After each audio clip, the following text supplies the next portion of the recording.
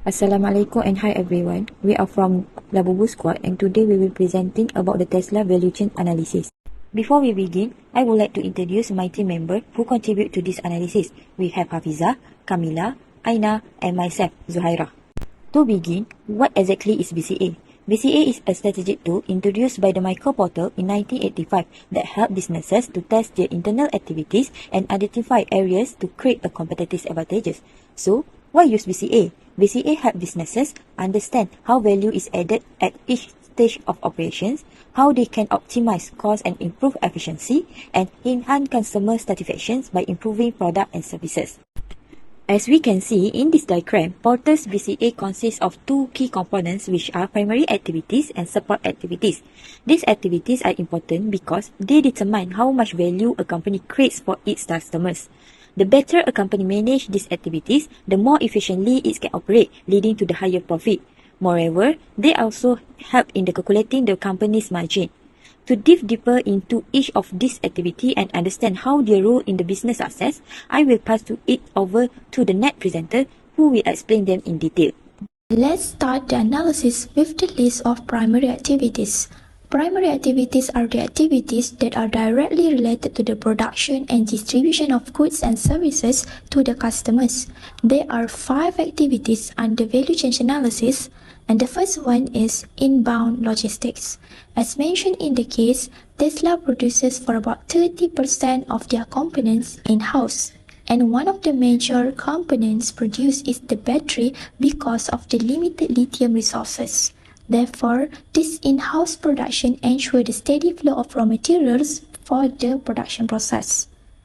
Operations. Tesla opts for highly automated product line where 95% of their production work done by robots and machineries. They are human workers, but their roles are mainly on the maintenance of the robots and machineries. Outbound logistics. Tesla sells their product directly to the customers without intermediaries or dealers. Customers can choose either to buy their product through company-owned stores or their official websites, whichever the customer feels convenient with. Marketing and sales. They use online platforms for the promotion to reach the public, and this includes the updates on their product launch and new innovations. They also promote rewards like supercharging credits or a chance to win a new Tesla to any existing customer that are able to attract new customers. Last but not least, service and support. As 2020, Tesla has 466 service centers worldwide to comprehensive vehicle service and maintenance. They also have remote diagnosis and mobile service where the customer can update their software over the air and requesting technicians to come home without the need to visit service center. In addition, they also expanded the supercharging network to facilitate and encourage the use of electrical vehicles. Next, moving on to the support activities, which are activities that could enhance the primary activities performance, which may lead to higher margin of company if managed properly. The first one is technological development. These are all activities related to R&D, product design, process innovation, and also IT infrastructure management. Tesla is investing heavily in their own battery R&D and AI for autonomous driving as their current strategy. Next, procurement. This is the process of acquiring raw materials, supplies, and other resources. Tesla uses direct material sources, and they also have gigafactories to control the supply chain. The third one is human resource management. This activity includes process of recruiting, hiring, training, developing, and also retaining employees to manage their performance. As Tesla relies heavily on technological forces, they focus on recruiting experts for AI, engineering, and robotics to enhance the business operations. Lastly, firm infrastructure. This includes the organizational structure of the company, the management system, financial control, legal function, also overall company strategy. Tesla's current strategy for this activity is by having lean organizational culture and focus on sustainability and innovation. There are two competitive advantages in BCA. First is cost approach. This approach focuses on maximizing production costs to offer the lower prices than competitors and waste reduction.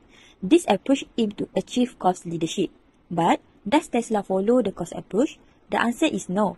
Tesla does not fully follow this approach. This is because, first, Tesla cars are more expensive than many competitors. For example, the Tesla Model 3 started at $35,000, while competitors like Nissan Leaf was under $30,000. Second, Tesla focuses on quality and performance over cost cutting. Tesla invests heavily in battery technology until they will need to produce its own batteries. Third, Tesla struggled with highest production costs and financial losses. In 2018, Tesla recorded a net loss of $743 million on revenue of $4 billion. To break even, Tesla needed to produce at least 5,000 cars per week. Let's move on to the differentiation approach. So from the word of differentiation, it focuses on offering a unique product. So because of its uniqueness, they usually price their product higher than competitors. So the goal of differentiation is to maximize their value along the value chain. How? By prioritizing the uniqueness and quality over cost minimization. Then we need to identify which activities create the most value to the customers. So from our analysis on the Tesla cases, we found out that Tesla services is the most valuable to the customers because the Tesla performance can be continuously improved via OTA software and Wi-Fi. So customers can remotely upgrade, fix and also enhance its car's functions without requiring them to visit a service center, which traditional cars cannot do. The customers can enjoy a continuous value and improvement of the cars over time after their purchase. So Tesla car get more smarter and safer over time. So how about the other four primary activities? Does it not add value to the customers?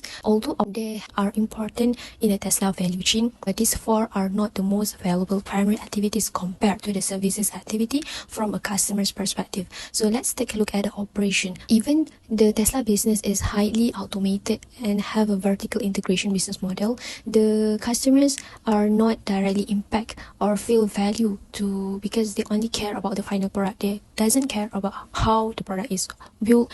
Same goes with the marketing and sales. Although Tesla direct sales model having no dealership, which simplifies the customer's buying experience, it is only regards as one-time experience. So the marketing and sales activities of Tesla does not add a significant value to the customers because for customers, the after-sales services matters more for them, and thus it is regards as indirect impact as it has only a minimal value added to the customers from the customer's perspective. Same goes with inbound and outbound logistics. Since they opted for in-house battery and other raw materials, they have a control in handling the raw material efficiently, which resulted on higher product quality only. But it does not directly add a significant value to the customers because customers doesn't experience the logistic process of how raw materials is being handled in the first hand.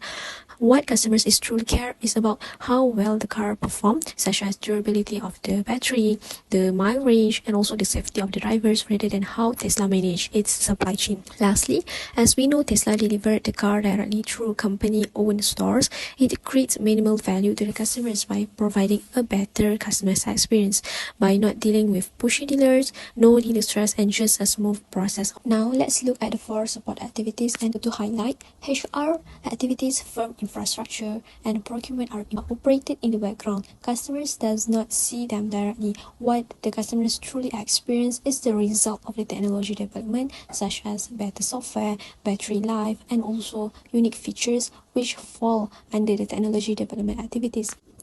From our analysis, Tesla emphasizes heavily in R&D along the Tesla master plan, which added a significant value since customers could benefit longer miles and a better performance with autopilot function over time. So the cars become more safer, smarter, and more efficient after their purchase. Compared to the other 3 support activities, it has indirect impact because first, customers does not care who the AI engineer behind it, and also the business management and strategy which use lean organization structure which does not experience directly by the customers. And lastly, the procurement of raw material and supply chain. Although the customers enjoy longer battery performance, but they do not care about the sources of the battery that Tesla use. So we have come to the end of our presentations, and in conclusion, we can see that both primary and support activities in the value chain are important because both complement each other and essential for maximizing the product value. Also, please take note that a differentiation strategy is not about ignoring cost completely because They still manage expenses strategically, but they would not sacrifice the quality for cost savings. Rather than the business is prioritizing the value creations, which adding a unique value and quality to justify the premium price. So that's all from our presentation today. Thank you and Assalamualaikum.